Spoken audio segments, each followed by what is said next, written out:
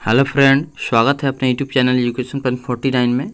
आज मैं लेकर के आया हूँ मैट्रिक बोर्ड परीक्षा 2023 के लिए काफ़ी महत्वपूर्ण क्वेश्चन एनसीईआरटी नए पैटर्न पर बायोलॉजी के 30 प्रश्न यानी कि 30 क्वेश्चन है। पिछले 15 सालों से एग्जाम में बार बार रिपीट होते आ रहे हैं। जी हाँ दोस्तों, तो अभी तक मेरे वीडियो को लाइक और सब्सक्राइब नहीं किए हैं तो वीडियो को लाइक और सब्सक्राइब कीजिए और वीडियो को अंत तक जरूर देखें।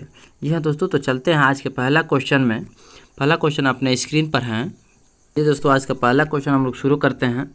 रक्त का थक्का बनाने में सहायक होता है, यानी रक्त का थक्का बनाने में दोस्तों कौन सा सहायक होता है, यानी कि ऑप्शन आपका क्या हो जाएगा, आंसर आपका सी हो जाएगा। यानी रक्त बिंबाणु होता है जो कि रक्त का थक्का बनाने में सहायक होता है। आगे बढ़ते हैं। क्वेश्चन नंबर 2 है, पाचन क्रिया पूर्ण होती है। पाचन क्रिया दोस्तों पूर्ण होती है, यानी कि आंसर आपका क्या हो जाएगा, यानी छोटी आंत में पाचन की क्रिया क्या होता है, पूर्ण हो जाता है। आगे बढ़ते हैं। क्वेश्चन नंबर 3 है, छोटी आंत की दीवार में पाई जाने वाली ग्रंथियों के स्राव को क्या कहते हैं। छोटी आंत की दीवार में पाई जाने वाली ग्रंथियों के स्राव को क्या कहते हैं दोस्तों, यानी आपका आंसर क्या हो जाएगा, आंसर हो जाएगा ऑप्शन डी, यानी कि आपका आंसर क्या हो जाएगा, डी हो जाएगा, यानी आंतरस और सकस एंटेरिकस में पाई जाने वाली ग्रंथियों के स्राव कहा जाता है। यह दोस्तों आगे बढ़ेंगे। क्वेश्चन नंबर 4 में, एक वयस्क मनुष्य के कितने दांत होते हैं। एक वयस्क मनुष्य के मुंह गुहा में यानी मुंह में कितने दांत होते हैं। यह दोस्तों एक वयस्क मनुष्य के मुंह गुहा में आंसर आपका क्या हो जाएगा, कितने दांत होते हैं, यानी कि 32 दांत होते हैं। ऑप्शन आपका आंसर सी हो जाएगा। आगे बढ़ेंगे। क्वेश्चन नंबर 5 है, मछली के हृदय में कोष्ठों की संख्या, यानी मछली के हृदय में कितने कोष्ठ होते हैं दोस्तों। आंसर आपका क्या हो जाएगा, यानी कि ए हो जाएगा, यानी 2 हो जाएगा। मछली के हृदय में 2 कोष्ठ होते हैं। क्वेश्चन नंबर 6 है, स्वाद कलियाँ पाई जाती है। स्वाद कलियाँ पाई जाती है, यानी आपका आंसर क्या हो जाएगा दोस्तों, जीभ के ऊपरी सतह पर स्वाद कलियाँ पाई जाती है। नेक्स्ट क्वेश्चन पे चलते हैं। क्वेश्चन नंबर 7 है, आमाशय के अग्रभाग को क्या कहा जाता है। आमाशय के अग्रभाग को क्या कहा जाता है, यानी आपका आंसर क्या हो जाएगा दोस्तों, आंसर हो जाएगा सी, यानी कि कार्डियक कहलाता है। आमाशय के अग्रभाग क्या कहलाता है, कार्डियक कहलाता है। क्वेश्चन नंबर 8, मुख गुहा का पिछला भाग क्या कहलाता है। मुख गुहा का पिछला भाग क्या कहलाता है, यानी आंसर आपका क्या हो जाएगा दोस्तों, आंसर आपका हो जाएगा ऑप्शन ए, यानी ग्रसनी कहलाता है। क्वेश्चन नंबर 9, निम्नलिखित में कौन सजीव के लक्षण है। निम्नलिखित में कौन सजीव के लक्षण है, यानी कि आपका आंसर क्या हो जाएगा दोस्तों, यानी कि आंसर हो जाएगा ऑप्शन बी, यानी कि श्वसन है। आगे बढ़ेंगे। Question number 10। क्वेश्चन नंबर 10 काफ़ी इंपॉर्टेंट क्वेश्चन है दोस्तों, आपके परीक्षा में पूछे जाने वाले सवाल है। 15 साल से रिपीट होते क्वेश्चन आ रहे हैं। जी दोस्तों, तो वीडियो को शुरू से अंत तक देखते रहिए और वीडियो को लाइक और सब्सक्राइब कीजिए, अपने दोस्तों के साथ, भाई बहनों के साथ ग्रुप में शेयर करें। जी दोस्तों, तो चलते हैं क्वेश्चन नंबर 10 पे। क्वेश्चन नंबर 10 है, छोटी आंत एवं बड़ी आंत के जोड़ पर पाई जाने वाली एक छोटी नलीनुमा रचना को क्या कहते हैं। यानी छोटी आंत और बड़ी आंत के जोड़ पर पाई जाने वाली एक छोटी नलीनुमा रचना होता है, उसको हम लोग क्या कहते हैं, यानी आपका आंसर क्या हो जाएगा दोस्तों, सीकम कहलाता है। आंसर आपका ऑप्शन ए हो जाएगा, सीकम। नेक्स्ट क्वेश्चन पे चलते हैं। क्वेश्चन नंबर 11, छोटी आंत में भोजन के पाचन में निम्नलिखित में किस रस की भूमिका होती है। यानी छोटी आंत में भोजन के पाचन में निम्नलिखित में किस रस की भूमिका होती है दोस्तों, यानी कि आपका आंसर क्या हो जाएगा, आंसर ऑप्शन हो जाएगा डी, क्या हो जाएगा, डी, यानी कि सभी हो जाएगा। यानी पित्त रस की भूमिका होती है, अग्न्याशय भी होता है, उसको आंत्र रस, यानी तीनों होता है, यानी इनमें से ऑप्शन सभी हो जाएगा दोस्तों। आगे बढ़ेंगे। क्वेश्चन नंबर 12 है, आमाशय में अपचय भोजन के लेई की तरह के स्वरूप को क्या कहते हैं। यानी आमाशय में अपचय भोजन के लेई की तरह को क्या कहते हैं दोस्तों, यानी कि आपका आंसर क्या हो जाएगा, 12 का आंसर हो जाएगा, यानी ऑप्शन ए, क्या हो जाएगा, ऑप्शन, यानी कि कायम कहलाता है। आमाशय में अपचय भोजन के लेई की तरह जो स्वरूप होता है उसको हम लोग कायम कहा जाता है।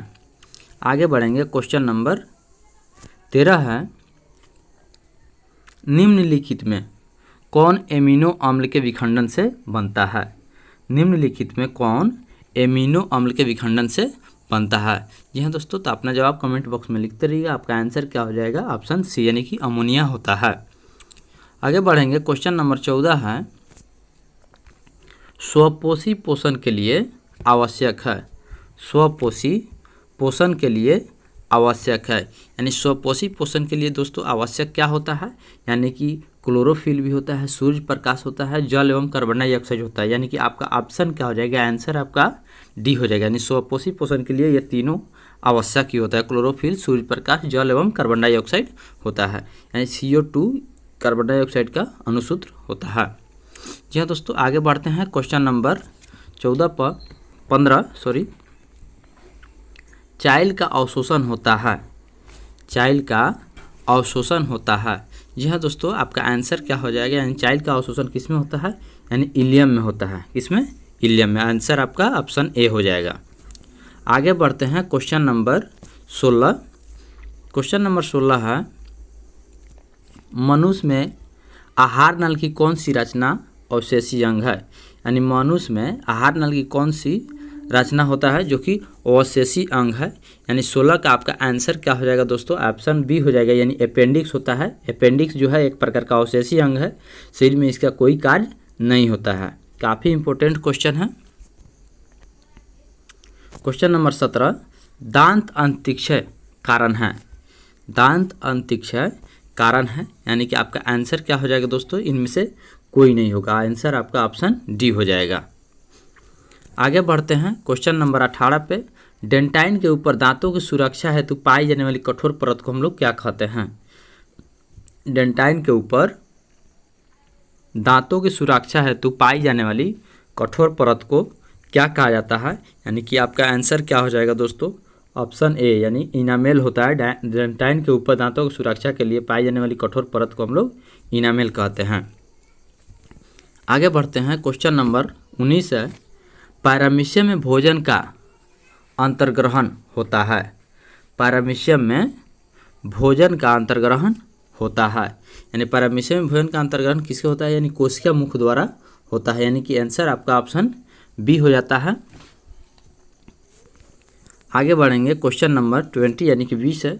जी हाँ दोस्तों, तो वीडियो को शुरू से अंत तक देखते रहिए, जो कि पिछले कई परीक्षाओं में 15 सालों से एग्जाम में बार बार रिपीट होते आ रहे हैं। परीक्षा से पहले इसको अच्छा से पढ़ करके ही जाएं। काफ़ी आपको नंबर से महत्वपूर्ण क्वेश्चन है। जी हाँ दोस्तों, तो चलेंगे 20 नंबर क्वेश्चन पे। प्रकाश संश्लेषी इकाई है। प्रकाश संश्लेषी इकाई है, यानी कि आपका आंसर क्या हो जाएगा? प्रकाश संश्लेषी इकाई कौन होता है? यानी कि क्लोरोफिल होता है। आगे बढ़ते हैं। क्वेश्चन नंबर 21 पे, प्रकाश संश्लेषण प्रक्रिया का मुख्य उपोत्पाद है। प्रकाश संश्लेषण प्रक्रिया का मुख्य उपोत्पाद क्या है दोस्तों? यानी कि आपका आंसर क्या हो जाएगा? बी हो जाएगा, यानी कि ऑक्सीजन हो जाएगा। 21 का ऑप्शन आपका बी हो जाएगा। आगे बढ़ते हैं। क्वेश्चन नंबर 22 पे, पैरामीशियम में पाई जाने वाली पोषण विधि को हम लोग क्या कहते हैं? पैरामीशियम में पाई जाने वाली पोषण विधि को क्या कहते हैं? यानी आपका आंसर क्या हो जाएगा दोस्तों? ऑप्शन आपका डी हो जाएगा, यानी प्राणी संपोषण कहते हैं, यानी प्राणी सम कहा जाता है। आगे बढ़ते हैं। क्वेश्चन नंबर 23 पे, निम्नलिखित में किसे प्रकाश संश्लेषी अंग कहा जाता है? यानी निम्नलिखित में किसे प्रकाश संश्लेषी अंग कहा जाता है? यानी कि आंसर आपका ऑप्शन क्या हो जाएगा? डी हो जाएगा, यानी हरित लवक को हम लोग प्रकाश संश्लेषी अंग कहते हैं। आगे बढ़ेंगे। क्वेश्चन नंबर 24 पे, निम्नलिखित में जठर ग्रंथि की कौन सी कोशिकाएं हाइड्रोक्लोरिक अम्ल का स्राव करती है? निम्नलिखित में जठर ग्रंथि की कौन सी कोशिकाएं हाइड्रोक्लोरिक अम्ल का स्राव करती है? यानी कि आपका आंसर क्या हो जाएगा दोस्तों? कमेंट बॉक्स में आप लोग लिखते रहिएगा। जो क्वेश्चन आपको मालूम है उसका जवाब कमेंट बॉक्स में लिखते रहिए। यानी 24 का आपका आंसर क्या हो जाएगा? यानी भीतीय कोशिका हो जाएगा, यानी कि ऑप्शन ए हो जाता है। क्वेश्चन नंबर 25 है, मनुष्य के मुख गुहा में कितनी जोड़ी लार ग्रंथियाँ पाई जाती है? यानी मनुष्य के मुख गुहा में कितनी जोड़ी लार ग्रंथियाँ दोस्तों पाई जाती है? आंसर आपका क्या हो जाएगा? 25 का काफ़ी महत्वपूर्ण क्वेश्चन है, यानी 3 जोड़ी लार ग्रंथियाँ पाई जाती है। ऑप्शन आपका सी हो जाता है। क्वेश्चन नंबर 26, इनमें कौन सी रचना द्वारा अमीबा में भोजन का अंतर्ग्रहण होता है? इनमें कौन सी रचना के द्वारा अमीबा में भोजन का अंतर्ग्रहण होता है। यानी भोजन का अंतर्ग्रहण अमीबा किससे करता है, यानी कूटपाद की सहायता से करता है। आंसर आपका ए हो जाता है। आगे बढ़ते हैं, क्वेश्चन नंबर 27 यानी कि 27 है, पेप्टोन पेप्टाइड्स को निम्नलिखित में किस रूप में तोड़ता है। यानी पेप्टोन पेप्टाइड्स को निम्नलिखित में से किस रूप में तोड़ता है। यह दोस्तों 27 का आपका आंसर क्या हो जाएगा, यानी एमिनो अम्ल को निम्नलिखित में एमिनो अम्ल द्वारा इसको तोड़ा जाता है। आंसर आपका ऑप्शन ए हो जाता है। क्वेश्चन नंबर 28 है, निम्नलिखित में किस भाग को सजीवों के सारे गुण का विद्यमान रहता है। यानी कोशिका के किस भाग में सजीवों के सारे गुण विद्यमान रहता है। यानी आंसर आपका क्या हो जाता है दोस्तों, ऑप्शन आपका सी हो जाएगा। यानी कि जीव द्रव होता है, कोशिका के सजीवों के सारे गुण विद्यमान रहते हैं किसमें, जीव द्रव में होता है। आगे बढ़ते हैं क्वेश्चन नंबर 29 पे, निम्नलिखित में किस छिद्र द्वारा ग्रसनी ग्रास नली से जुड़ी रहती है। निम्नलिखित में किस छिद्र द्वारा ग्रसनी ग्रास नली से जुड़ी रहती है। यह दोस्तों तो आपका 29 का आंसर क्या हो जाता है, यानी ऑप्शन क ए हो जाएगा। यानी निगल द्वार के द्वारा क्या हो जाता है, निगल द्वार के द्वारा ग्रसनी ग्रास नली से जुड़ी रहती है। आगे बढ़ते हैं, क्वेश्चन नंबर 30 है इस चैप्टर का, यानी क्वेश्चन नंबर 30 है दोस्तों, एनसीईआरटी पैटर्न पर बायोलॉजी के 30 प्रश्न है। काफ़ी महत्वपूर्ण क्वेश्चन है, पिछले 15 सालों से एग्जाम में बार बार रिपीट होते आ रहे हैं दोस्तों, जो कि बोर्ड परीक्षा के लिए आपके लिए काफ़ी इंपॉर्टेंट है। अभी तक वीडियो को लाइक सब्सक्राइब नहीं किए हैं तो वीडियो को लाइक और सब्सक्राइब कीजिए, अपने दोस्तों के साथ भाई बहनों के साथ ग्रुप में शेयर करते रहें। जी हाँ दोस्तों, आपके एग्जाम में पूछे जाने वाले सवाल हैं। चलिए 30 नंबर क्वेश्चन है ना, इसका लास्ट क्वेश्चन है, अमीबा का मुख्य भोजन है। अमीबा का मुख्य भोजन क्या है। यह दोस्तों अमीबा का मुख्य भोजन क्या होता है, आंसर आपका ऑप्शन डी हो जाता है। यानी इनमें से कोई नहीं है, क्या है, शैवाल के टुकड़े नहीं है, डायटम में कोशिकीय जीव नहीं है, बैक्टीरिया नहीं है। यानी अमीबा के मुख्य भोजन नहीं है, यानी कि अमीबा का मुख्य भोजन होता है उत्पाद होता है। यह दोस्तों तो आज के वीडियो में मात्र इतना ही। जब तक के लिए वीडियो को देखते रहिए, लाइक और सब्सक्राइब करते रहिए, अपने दोस्तों के साथ भाई बहनों के साथ ग्रुप में शेयर करें। अगर मेरे नए चैनल पर नए हैं जी हाँ दोस्तों, तो वीडियो को लाइक सब्सक्राइब कीजिए। जब तक के लिए जय हिंद जय भारत।